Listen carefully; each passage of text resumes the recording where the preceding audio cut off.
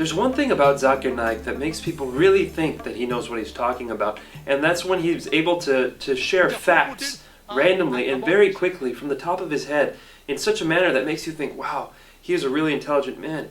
But a friend of mine sat down and went through a 5-minute talk of his once, and in that 5 minutes, he was able to make over 25 mistakes.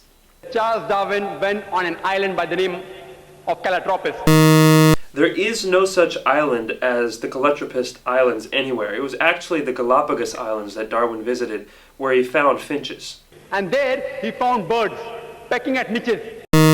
These finches do not peck at niches, as Naik says. They lived in separate ecological niches.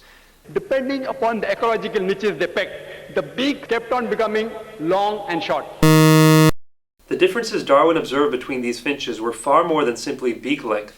They included differences in color, size, mating behavior, songs, and preferred food. This observation was made in the same species, not in different species. Darwin's observations of varying beaks were made on 14 different species of finches, not just one, as Dr. Naik claims. The beak length actually did not vary within the species. Charles Darwin wrote a letter to his friend Thomas Thomson. All of Darwin's published correspondence is printed and even available electronically online, and it contains no record of anyone named Thomas Thrompton. Charles Darwin himself said that there were missing links. He didn't agree with it. Darwin admitted that there were missing links, but that does not mean he disagreed with his own theory. He simply predicted where the missing links would be found. The reason is because that if you analyze the church was against science previously. The church was never against science. Almost all the great European scientists of Galileo's time, including Galileo, were devout Christians. People like Newton, Copernicus, Kepler, Boyle, Linnaeus, Pascal were all committed believers in the Bible. And you know the incidents that they sentenced Galileo to death. Galileo, a devout Catholic, was never sentenced to death. He was sentenced to life imprisonment on June 22, 1633, and then that sentence was commuted to house arrest. He died more than 8 years later on the evening of January 8, 1642, of old age. Galileo believed that his theories fit with the Bible, and he wrote a book arguing this based on early interpretations of Christians like Augustine. Naik goes on to make the same false statement 2 more times, but let's only count it as one factual error.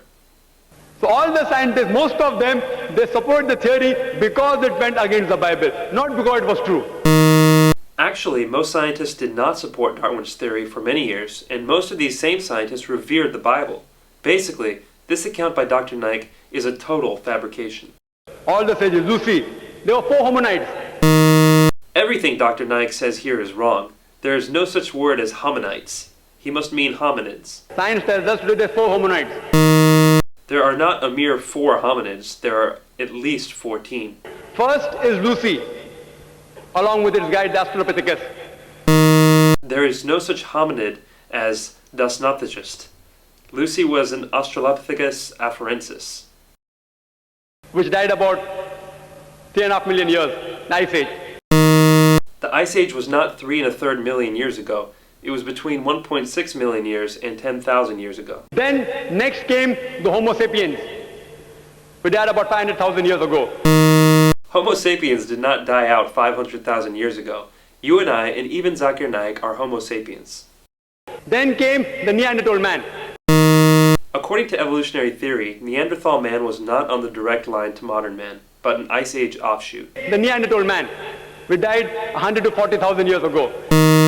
Neanderthal man went extinct 30,000 years ago, not 100 to 40,000 years ago. Then came the 4th stage, the Cro-Magnon. Cro-Magnon man is the same thing as Homo sapiens, which Naik had mentioned as a different earlier species. There is no link at all between these stages. Actually, evolutionary biologists have found many examples of what they claim to be links between these stages. For example, Homo habilis, Homo ergaster, and Homo heidelbergensis. If you know of Sir Albert Georgi, who got the Nobel Prize for inventing the vitamin C. Georgi didn't invent vitamin C, he discovered it. Vitamin C is a naturally occurring substance that doesn't need to be invented. He wrote a book, The Crazy Ape and Man, against Darwin's theory. Albert said Georgi's book was not called The Crazy Ape and Man, but simply The Crazy Ape, and it was not a refutation of evolution, but a sociological commentary.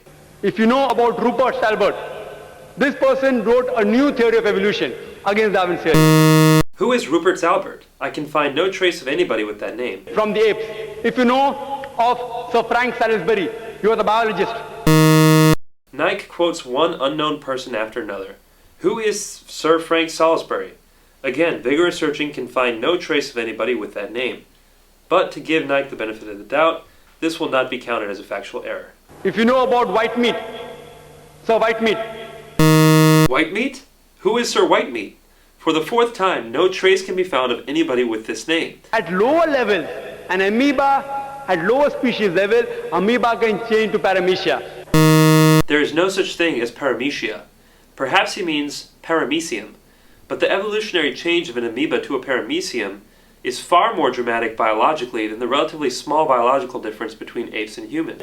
According to Francis Crick, who's authority in this field, he said it is unimaginable. There is no such person as Francis Crick. Naik probably means Francis Crick, the co-discoverer of DNA. Francis Crick believes fully in evolution.